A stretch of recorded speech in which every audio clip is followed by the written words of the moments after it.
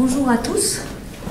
Donc, je m'appelle Sophie Pierre, je suis présidente de l'association des maladies héréditaires du rythme cardiaque.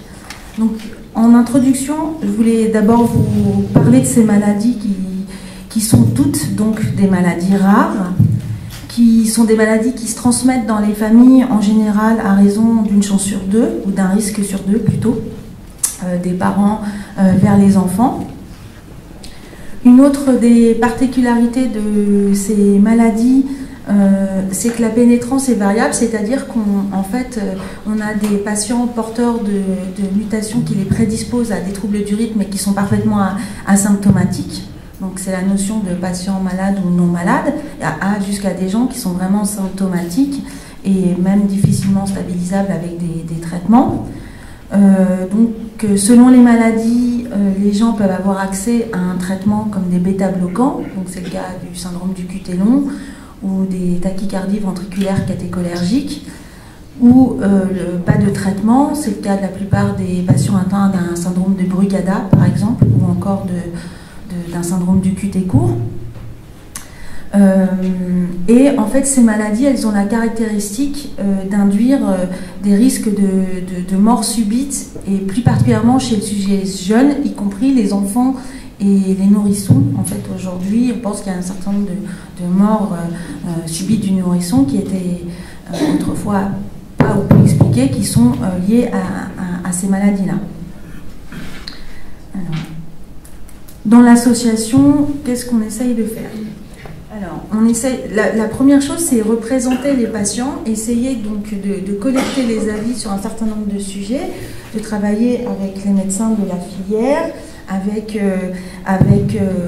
toutes les formes d'alliances comme l'Alliance des maladies rares, toutes les institutions et les instances où on peut avoir l'occasion de représenter l'opinion des patients. Et pour cela, ce qui est important, c'est de pouvoir avoir, j'allais dire, accès à un échantillon représentatif des patients. Donc c'est là tout l'enjeu d'essayer d'avoir un maximum d'adhérents pour pouvoir être représentatif de cette opinion à transmettre auprès de toutes les instances. Ensuite, évidemment, notre objectif, c'est de faire connaître les troubles du rythme, faire connaître les implications dans la vie de tous les jours, beaucoup d'implications psychologiques, des questions autour de la transmission, beaucoup de questions autour de la transmission de la maladie des parents vers les enfants. Évidemment, on écoute, en fait, on a des bénévoles dans l'association qui sont plus particulièrement chargés d'écouter et de soutenir les familles, d'aider à orienter les familles vers les bons centres de prise en charge, ceux qui sont bien répertoriés sur le site de la filière. Et puis, ce qu'on essaye de faire aussi, c'est de développer de plus en plus d'actions caritatives pour récolter des fonds et soutenir des projets de recherche qui sont en direct, dans l'amélioration de la prise en charge de ces maladies-là. Et un autre élément que je n'ai pas cité là sur la diapositive, mais qui va en fait finalement un peu va de soi quand on parle de mort subite, c'est qu'on insiste beaucoup sur la formation au premier secours, aux gestes de premier secours, et la sensibilisation d'un maximum de personnes, tout public, tout âge. Alors donc le thème de la session, c'est les actions à venir. Donc on a parlé des journées cœur, sport et santé. À ce propos, vous voyez le kangourou que j'ai aussi dans mes bras, qu'on a représenté en fait sur les t-shirts qu'on est en train de développer.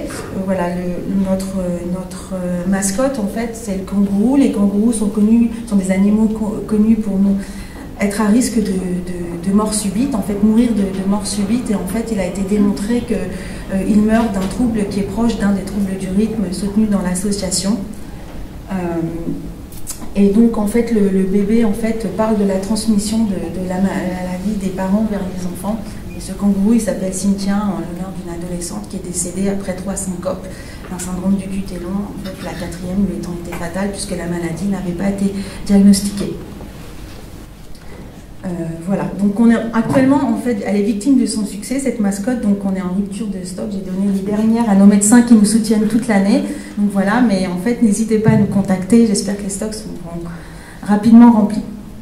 Voilà, donc journée cœur, sport et santé, Philippe Chevalier en a parlé, c'est l'idée de continuer à mettre le pied ou de remettre le pied à l'étrier en termes d'activité sportive adaptée à l'état de santé pour des patients qui sont atteints de maladies cardiaques. Donc effectivement, les prochaines qui arrivent, c'est en Ile-de-France, probablement à l'automne cette année, et puis à Lyon l'année prochaine, peut-être aussi à Bordeaux l'année prochaine, ou celle d'après, en fonction de notre capacité à organiser ces réunions-là. Ensuite, événements caritatifs, on est en train de préparer l'organisation d'un match de football par l'équipe des retraités de l'équipe de France, en fait, qui veulent nous soutenir et donc jouer un match au profit de l'association pour qu'on puisse récolter des fonds pour soutenir les projets de recherche. En termes de droits des patients, donc en fait, comme je vous ai dit, notre objectif, c'est aussi de représenter, de faire connaître les troubles du rythme et de représenter les patients. Et on a par exemple le 22 mars l'occasion d'être auditionné au comité consultatif national d'éthique pour faire nos propositions dans le cadre de la future loi de bioéthique. Et puis, pour continuer à faire toutes ces actions, on est aussi dans la mise en place d'un réseau organisé de bénévoles. Voilà, donc en fait, il faut qu'on arrive à avancer aussi sur l'organisation de ce réseau.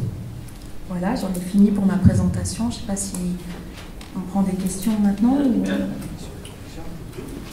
Merci, je crois que c'est vrai que c'est très important pour nous d'avoir ce relais auprès des associations parce que toutes les actions qu'on peut faire au sein de la filière, dans les différents centres de référence, on a absolument besoin de ce relais des associations auprès des patients et également auprès des instances parce que ce qu'on se rend compte, c'est que vous pouvez avoir l'impression que nous, en tant que médecins, on peut avoir un certain poids pour faire modifier les choses. Alors je pense par exemple aux assurances, je pense à un certain nombre de difficultés en fait qui peuvent rendre la vie des patients qui sont atteints de ces pathologies plus compliquées.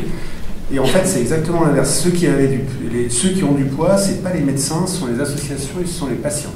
Et on a vraiment tous l'expérience que quand on veut essayer de faire bouger quelque chose, ce qui marche c'est d'avoir des associations qui soient puissante. Et ça, le fait que vous soyez regroupés, les associations, au cours de ces dernières années, je pense que c'est un point qui est extrêmement positif. Il reste encore, enfin c'est déjà fait en grande partie, mais il reste encore à construire un maillage territorial peut-être encore plus fort que ce qui existe aujourd'hui, puisque globalement, il y a un seul truc qui marche, hein, c'est que chaque représentant d'association de sa région aille voir le député du coin et aille mettre une pression sur le député du coin. Et c'est comme ça qu'on arrive à faire bouger les choses et qu'on arrive à faire progresser les choses. Donc ça, c'est vrai que d'une manière générale, en cardiologie, on est un peu faible côté association. C'est vrai que là, ça se constitue depuis maintenant quand même plusieurs années avec beaucoup de travaux qui sont faits. Et c'est quelque chose de très positif, mais il faut absolument continuer dans ce sens-là, parce que, bon, à la fois, évidemment, je ne reviens pas, parce qu'on l'avait déjà dit, sur tout le travail que vous faites auprès des patients, auprès des familles, d'accompagnement, de soutien, qui est vraiment très important, avec les différentes actions que vous avez évoquées, mais il y a aussi ce travail de lobbying, même si je n'aime pas beaucoup le nom, qui est quand même un travail qui est important, qui est mieux fait par d'autres domaines de la médecine, très clairement, que la cardiologie, et dont nous on se rend bien compte qu'on en a absolument besoin si on veut que la voix des patients pour la prise en charge de ces pathologies-là soit mieux écoutée. Par exemple, je suis toujours effaré de voir que alors que les maladies rares font partie des maladies qui sont supposées être prises en charge à 100% par l'assurance maladie, on a encore plein de patients qui n'arrivent pas à être pris en charge à 100%. Et on ne comprend pas pourquoi. C'est juste un exemple, hein, j'en aurais plein d'autres. Et ça, ça c'est clair que il y a ensuite toutes les difficultés d'assurance pour les porteurs de défibrillateurs qui sont juste invraisemblables. On en a discuté assez longuement hier. Enfin, je ne vais pas multiplier les exemples, mais ça, Nous, si on n'a pas des associations fortes pour aller porter ces messages-là, on n'y arrivera pas. Et donc, c'est important effectivement que les associations soient présentes, soient bien représentées au niveau national dans les instances, mais soient aussi bien représentées, parce que c'est quand même ça vraiment un point important, au niveau local, avec un maillage territorial qui permette d'avoir cette possibilité, quand vous avez 10 représentants dans 10 régions différentes qui vont voir chacun leur député, ben là ça bouge. Alors justement, à propos de ça, je pense que Nadia ou Jean-Charles vont peut-être en parler plus que moi, mais on est en train de s'organiser aussi pour parler des maladies cardiaques rares au niveau du groupe maladies rares de l'Assemblée nationale.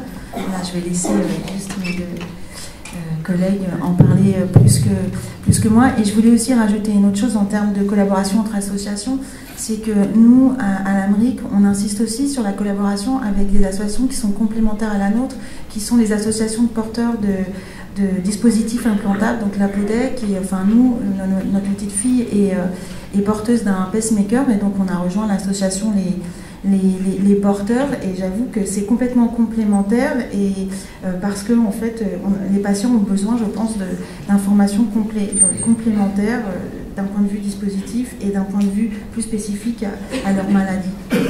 Voilà, donc je pense qu'il y a vraiment effectivement un maillage qui est en train de s'établir entre les différentes associations au niveau de la filière.